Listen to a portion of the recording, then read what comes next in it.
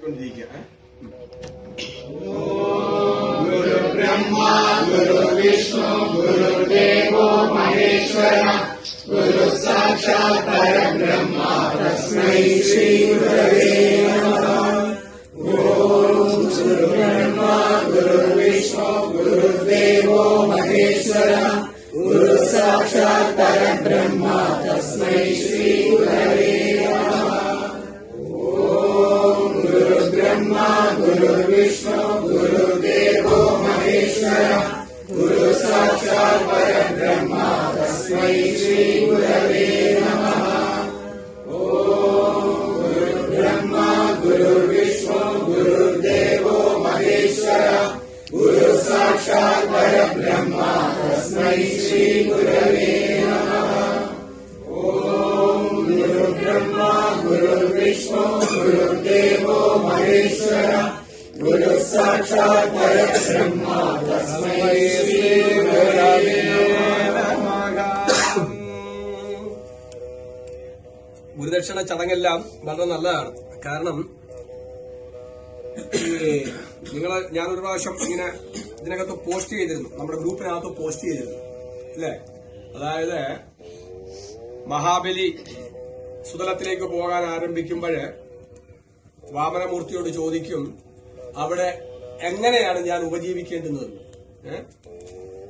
അപ്പോഴ് വാമനമൂർത്തി കൊടുക്കുന്ന ഉത്തരം, ദക്ഷിണയില്ലാതെ ചെയ്യുന്ന കർമ്മമെല്ലാം നിനക്ക് വന്ന് ഫലിക്കും എന്നാ, നിനക്ക് വന്ന് ഭവിക്കുന്നു. ദക്ഷിണയില്ലാതെ കണ്ട് ചെയ്യുന്ന കർമ്മം, അതുപോലെ ആത്മാർത്ഥതയില്ലാതെ കണ്ട് നിയമം പാലിക്കാതെ കണ്ട് ചെയ്യുന്ന കർമ്മങ്ങൾ, ഇങ്ങനെയുള്ള കർമ്മങ്ങളൊക്കെ നിന്നിൽ വന്ന് ചേരട്ടെ, അതുകൊണ്ട് വേണം നീ ഉപജീവിക്കേണ്ടത്. അപ്പം ബലി യഥാർത്ഥത്തിൽ ആരാ? നമ്മളിലൊക്കെ അടങ്ങിയിരിക്കുന്ന അജ്ഞാനം അല്ലേ. നമ്മളിലൊക്കെ അടങ്ങിയിരിക്കുന്ന ആ ഒരു അജ്ഞാനത്തിന്റെ പ്രതീകമായിട്ടാണ് വലിയ കണക്ക് കൂട്ടുന്നത്.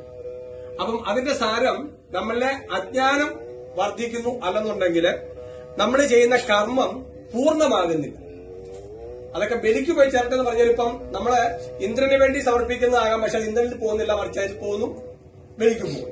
വിഷ്ണു വേണ്ടി സമർപ്പിക്കുന്നതാകാം, പക്ഷെ അത് വിഷ്ണുവിന് പോകുന്നില്ല, മറിച്ച് എവിടെ പോകുന്നു? അപ്പം ചെയ്യുന്ന കർമ്മം ലക്ഷ്യത്തെ പ്രാപിക്കത്തില്ല എന്ന് സാരം പറഞ്ഞ ഒരു പിടിയോ. അപ്പം കർമാവസാനേ ദക്ഷിണ എന്ന് പറയും. അതുകൊണ്ട് കർമാവസാനേ ദക്ഷിണ, ഏത് കർമ്മവും അതിന്റെ പൂർത്തിയാകുന്നത് ദക്ഷിണയിൽ കൂടിയാണ്. ദക്ഷിണയിൽ കൂടിയാണ് അതിന്റെ സമർപ്പണം എന്നുള്ളതാണ് അതിന്റെ ഒരു സാരം. അതുകൊണ്ട് കർമാവസാനേ ദക്ഷിണ എന്നുള്ളത് അതൊരു വലിയ ഒരു നിയമമായിട്ട് വെച്ചിട്ടുണ്ട്. ഞാന് ആശ്രമത്തില് നവരാത്രിക്ക് ഭയങ്കര ഗംഭീരമായിട്ടുള്ള പരിപാടി ഇവിടെ നടക്കും. അപ്പൊ നവാഹത്തിനിരിക്കും, 4-5 പേര് നവാഹത്തിനിരിക്കും. അന്ന് ഞാൻ ചെറുതാണ്, പക്ഷെ എന്നെയും ഗുരുദേവനെ നവാഹത്തിനിരുത്തും. നവാഹത്തിൽ ഞാൻ ദേവി ഭാഗവതം വായിക്കാനും. അപ്പൊ എന്താ സമയത്തിരിക്കും. അപ്പം ഒരു പ്രാവശ്യം അവിടെ ദക്ഷിണയും കർമ്മങ്ങളൊന്നുമില്ല, കാരണം പറഞ്ഞാൽ ഈ സേവയാണ്. അപ്പൊ ഒരു പ്രാവശ്യം ഇങ്ങനെ നവാഹം കഴിഞ്ഞുള്ള ഞാൻ ചെന്ന് ഗുരുദേവനൊക്കെ പറഞ്ഞു, ദക്ഷിണ വേണം എന്ന് പറഞ്ഞു. അപ്പൊ അദ്ദേഹം പെട്ടെന്ന് എന്റെ മോത്തികളും നോക്കി. അപ്പൊ ഞാൻ പറഞ്ഞു, കർമാവസാനേ ദക്ഷിണ അത് നിർബന്ധമായിട്ടും ചെയ്താൽ പറ്റുമെന്ന് പറഞ്ഞു.